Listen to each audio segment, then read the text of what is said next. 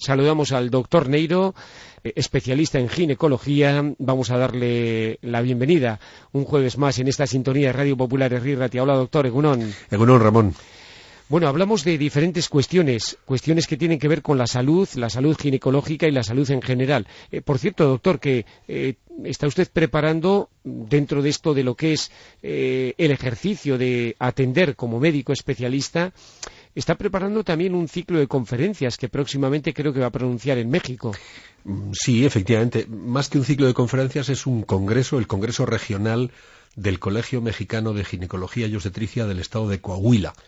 El Estado de Coahuila, México en realidad se llama Estados Unidos Mexicanos, ¿eh? Es una república federal de Estados Unidos, pero del sur del Río Bravo, podríamos decir.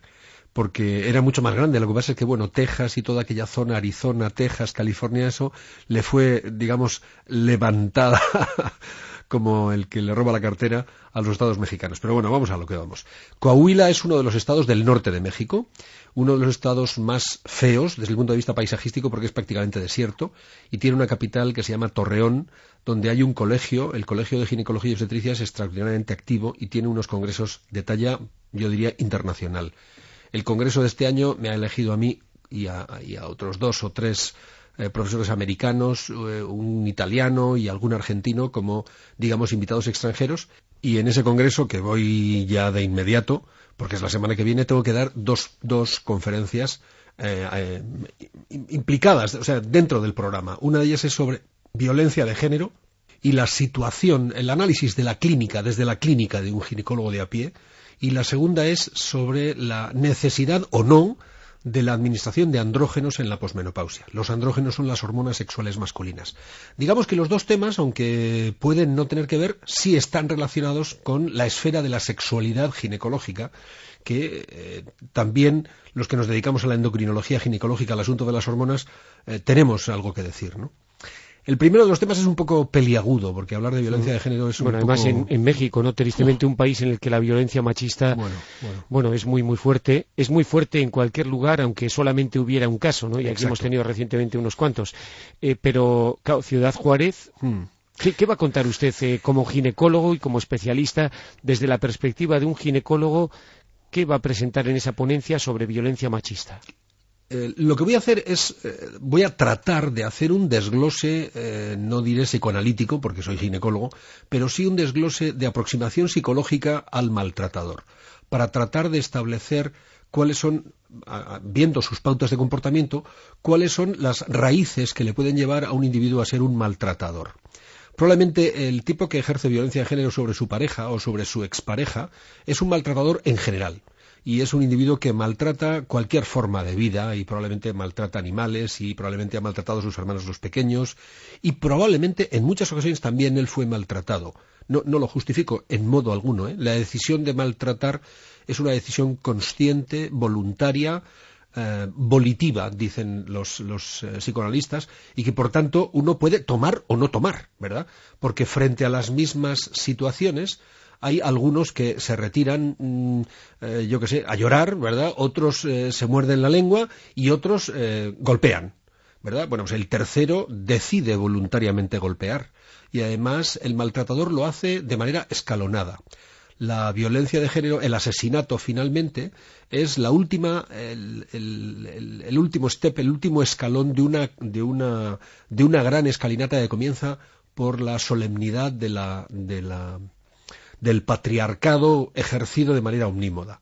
Una sociedad patriarcal que niega, no ya la existencia, pero sí la vigencia de la mujer en esa misma sociedad, es una sociedad que después va permitiendo pequeños abusos menores, pequeños niveles subliminales de micromachismos, para que después se vayan justificando incluso gestos violentos o pensamientos violentos, hasta que finalmente llega la violencia verbal, luego la violencia física y finalmente el asesinato. Hay una gradación. Bueno, la verdad es que el tema es apasionante, tristemente apasionante, y bueno, usted lo va a abordar desde esa perspectiva médico-científica y lo va a hacer además bueno, en un país, hemos hablado de Ciudad Juárez y claro, ahí parece ser que, ya sé que esto se sale un poco de lo que habitualmente comentamos con usted aquí, en este espacio de Radio Popular Herri Ratia, consulta ginecológica y atención ginecológica, pero claro, es que es muy importante y usted ha sido invitado como un destacado médico del ámbito internacional a un congreso también internacional en aquella zona del norte de México.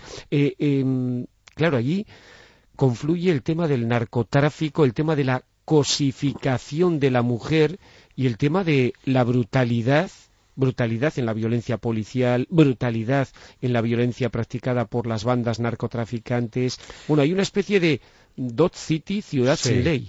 En cierta manera, así es. Desde los últimos 20 o 25 años en que el narcotráfico, digamos, salió de Colombia, o lo hicieron salir de Colombia, lo que hicieron fue, en realidad, no anular el tema, sino simplemente trasladarlo un poco más al norte. El narcotráfico ya no se ejercía brutalmente desde Colombia, sino ahora pasaba a ser México.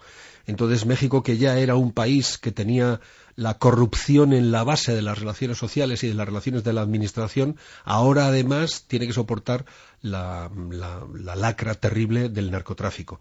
Pero yo creo que no hay que perderse. A ver, una cosa son los hechos sociológicos que justifican o que explican cómo es el narcotráfico en México y tal y cual. Y otra cosa muy concreta es la violencia de género. Y esa forma parte de una determinada forma de ejercer la varonía y de ejercer la femineidad, si usted me permite, o si tú me permites. Lo que quiero decir es que todo eso forma parte de la educación. Yo creo que el combate contra la violencia de género solo tiene dos pilares, nada más que dos pilares. Uno, la educación en valores de igualdad y en valores de responsabilidad. La educación en valores fundamentalmente que nos hagan ver desde el principio que la única diferencia que hay entre hombres y mujeres es la diferente perspectiva que tienen de la vida, pero que en ningún caso puede haber una relación vertical entre ambos, sino que debe ser perfectamente transversal. ¿Y qué pasa mientras no llegan las nuevas generaciones, que de eso hablaremos más tarde, al tema de una educación en valores de igualdad y en valores de convivencia? Pues que hay que ir aplicando el Código Penal y punto pelota, nada más. ¿Cuál es el asunto? Que en México la situación es dramática porque ni el Código Penal se aplica, ni hay condiciones suficientes como para que haya una responsabilización social, porque el problema no se visualiza, el problema se oculta, y en tercer lugar porque no hay condiciones de educación suficientes como para la educación en valores de igualdad. De tal manera que el machismo es una forma de ser y una forma de ejercer.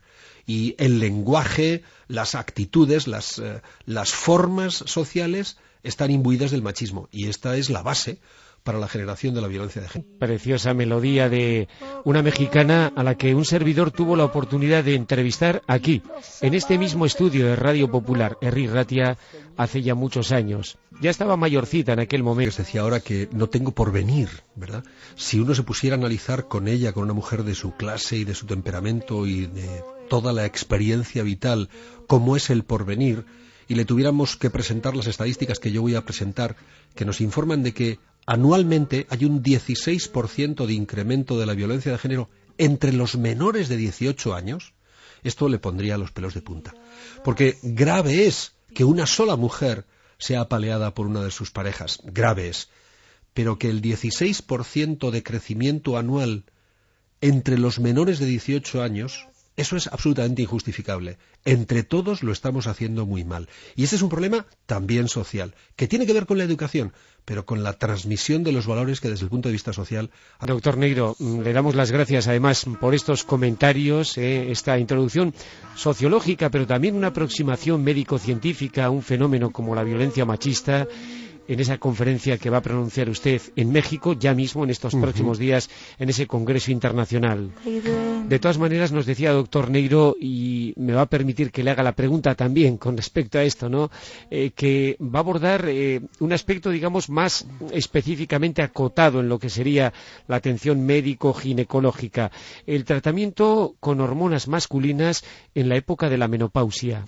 ¿Qué podemos adelantar, contar a nuestros amigos oyentes, amigas oyentes, de manera especial en este programa Radio Popular Herri Ratia? Rapidísimamente, por resumirlo muy mucho, uno de los grandes debates que tenemos en los últimos 25 o 30 años es si algún aspecto muy concreto del deseo sexual inhibido de las mujeres más allá de la menopausia tiene posibilidad de ser tratado mediante andrógenos. Esa es una pregunta que nos seguimos haciendo y que a lo largo de las últimas décadas hemos ido tratando de forma muy diversa. Lo que yo hago en esa ponencia es analizar esa situación y tratar de verificar cuál es la función que las hormonas sexuales masculinas tienen en el tratamiento de lo que nosotros llamamos la disfunción sexual femenina. Y como disfunción sexual femenina más frecuente, lo que nosotros llamamos el trastorno del deseo sexual inhibido. Aquellas mujeres que han perdido el deseo sexual y les importa.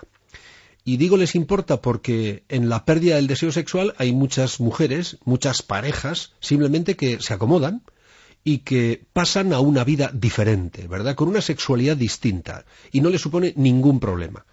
Mucho ojo, porque entrar de lleno en ese tema, si a ellos no les preocupa y no les supone pérdida de la calidad de vida, puede suponer crear un problema donde no lo había.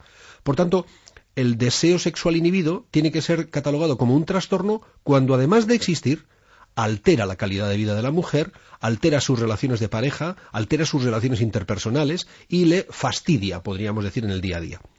En este punto concreto es cuando verificamos si los andrógenos tienen algo que ver. Y lo que hago yo es revisar todo eso y probablemente posicionarme a favor de que pequeños toques, pequeñas dosis de andrógenos administrados de manera continuada, sobre todo en determinado grupo de mujeres, pueden representar la diferencia entre recuperar por lo menos la parte hormonal que le ayude al deseo sexual inhibido.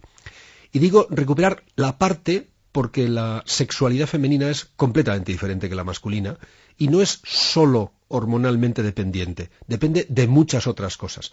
Por eso estas consultas tienen que ser siempre muy personalizadas, muy individualizadas, con muy poca mirada al reloj, para darle tiempo a que la mujer se explaye, a hacerle diferentes test y hacer diferentes evaluaciones para llegar a un conocimiento integral del asunto.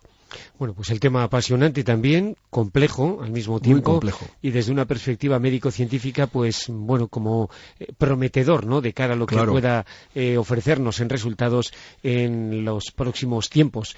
Doctor Neiro, le agradecemos que haya compartido con nosotros, con los amigos y amigas oyentes de Radio Popular Herri Ratia, estas dos cuestiones que va a abordar ahora en este viaje que realiza a México, invitado a ese Congreso Internacional en Torreón, que es en el estado de Coahuila.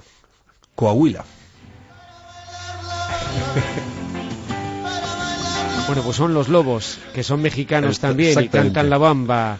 Con ella nos despedimos hoy de manera excepcional.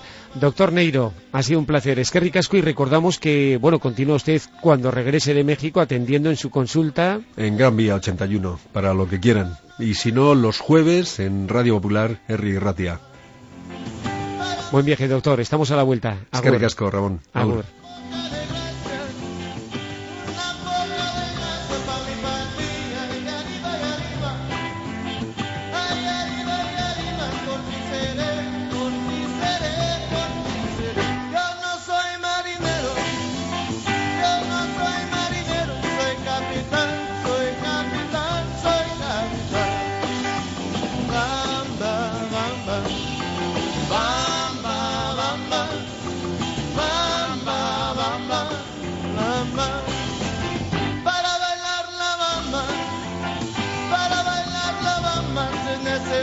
Una poca de